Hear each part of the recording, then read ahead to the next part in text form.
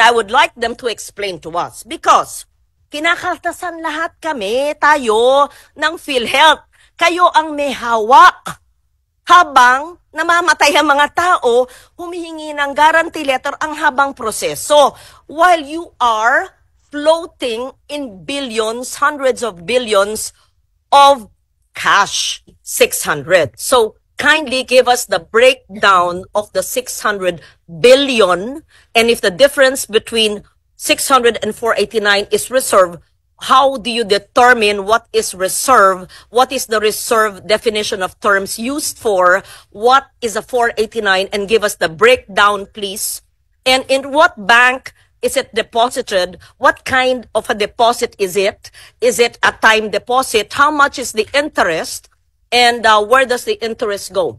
So what is the principal? What bank?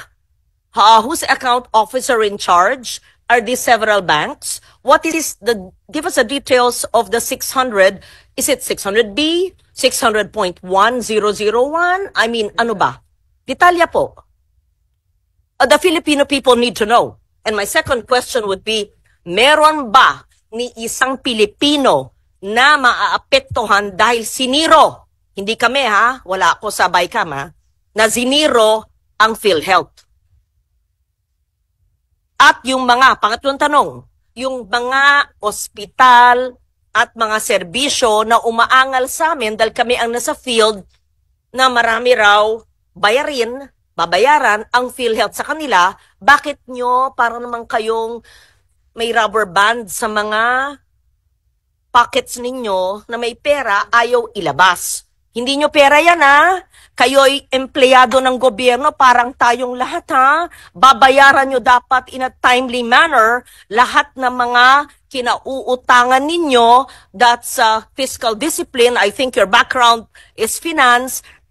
Ibalanse nyo ang fiscal discipline at saka ang serbisyo sa mga nangangailangan na mga miyembro ng PhilHealth. At nandito ang mga author ng Universal Health Care. At dapat sa Universal Health Care, sa aking pag-iintindi, dahil ako rin ay isa sa mga author, ay point of care.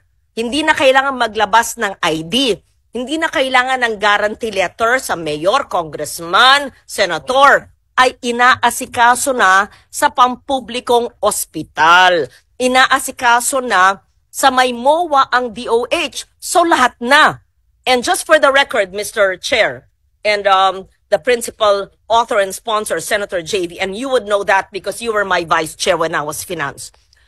Even before the universal health care was enacted into law, Senator JV, what did I do? What did we do? You were my vice chair for health.